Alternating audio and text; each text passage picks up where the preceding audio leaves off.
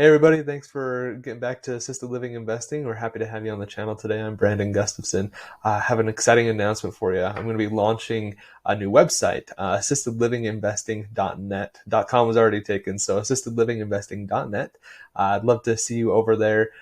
You can subscribe. I'm going to be putting out a newsletter, have some free resources out there on the website. So I'd love to see you over there, assistedlivinginvesting.net. Just a really quick recap of our last 4 videos. We've been talking about my calculator, reviewing that and going through it and kind of teaching you how to use the calculator. I really hope that that was valuable.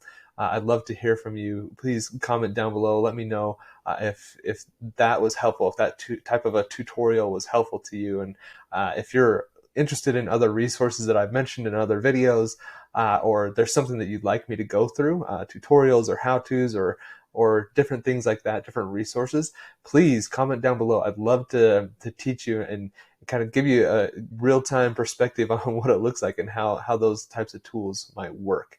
And I can kind of go through those with you at the same time. Just want to make sure that you are ringing the bell to make sure you get notified of that content when it comes up. Make sure you like the video, give me a big thumbs up, comment, and subscribe to the video. And make sure you're following me on all my other social media. I'm on Facebook, Instagram, Twitter, and putting out short TikTok videos as well. So make sure you're following me and getting all the information that you need so you can be a successful investor. I'd love to hear from you and hope that you're finding this content valuable. So today we're going to get into how to make yourself an attractive buyer to a lender. And as I'm getting into it, a lot of this stuff also applies to how to make yourself an attractive buyer to a broker and how you can work with a broker. And we'll get into that a lot more here in the next few videos. But that's something I really wanted to touch on because making yourself an attractive buyer to a lender is going to be key in allowing you to close on a deal. But the first thing that you want to do is highlight your experience in the industry. Or if you don't have any experience, make sure you're partnering with somebody who has that experience. Being interested in an asset class really isn't enough for a lender. They want you to have some experience in it. Now that experience doesn't necessarily need to be in-depth, 20 years of experience working in assisted living or something like that. It doesn't need to be that, but they do want to see some experience, something a little bit more than just a really deep interest in the asset class. So you just want to make sure that you are articulating the type of experience that you have, or that you're partnering with somebody that has that experience so that you can put that on your application as you're going through things with the lender and talking with the underwriters and getting everybody kind of comfortable with your experience and your ability to close the deal and then operate the business is what they're going to be looking at, especially if you're doing an SBA loan. That's going to be really key for you. You're going to want to learn how to frame your existing experience into relevant experience. Something you can do to frame your existing experience into relevant experience is, have you done caregiving for a loved one? Have you done any volunteer work? Is it work that you did several years ago? So I think I talked about this in a past video. I worked as a CNA when I was in high school. So, 10, 15 years ago, long time ago, not extremely relevant experience, given the length of time, but I've had that experience. And so I was able to put that on my application, put it on my bio, put it in my resume, and just kind of highlighted those things. Obviously I have more experience in healthcare, but actual caregiving experience is something that lenders really wanted to see from us. And I was able to put that on there. My dad had worked with kind of caregiving for his mother and those types of different things. So highlighting those things on your application is going to be important.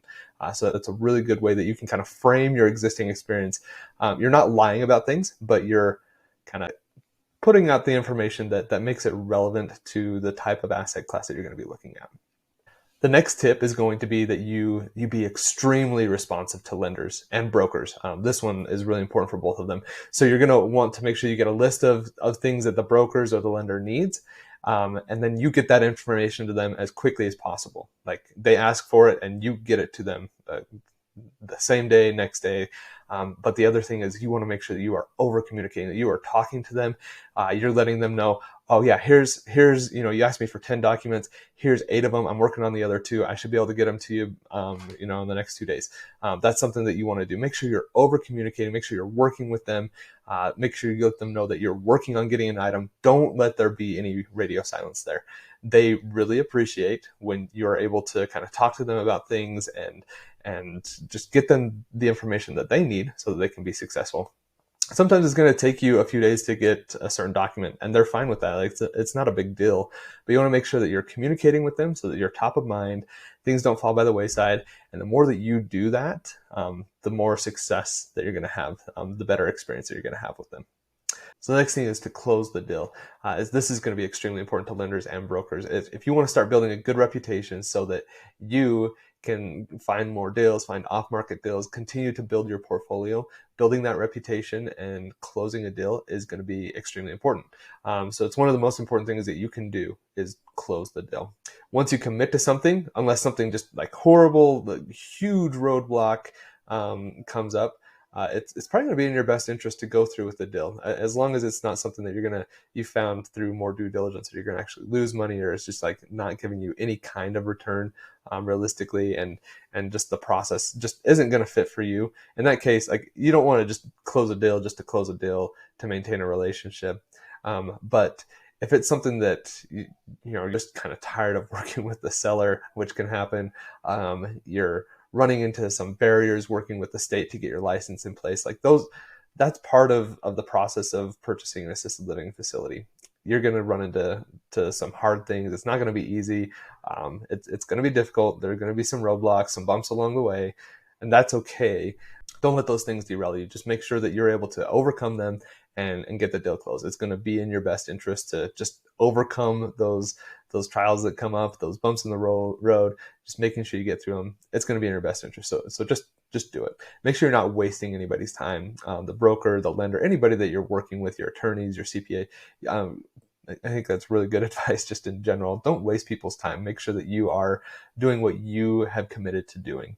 It's really not going to work out for some reason. Make sure that you are over communicating on why you're backing out. Don't just back out, stop emailing everybody, fall off the face of the earth. Don't do that. Make sure that you are communicating. Communication is such a big part of this business, and you have to make sure that you are over communicating on everything that you're doing so that everybody knows what's going on. You're transparent.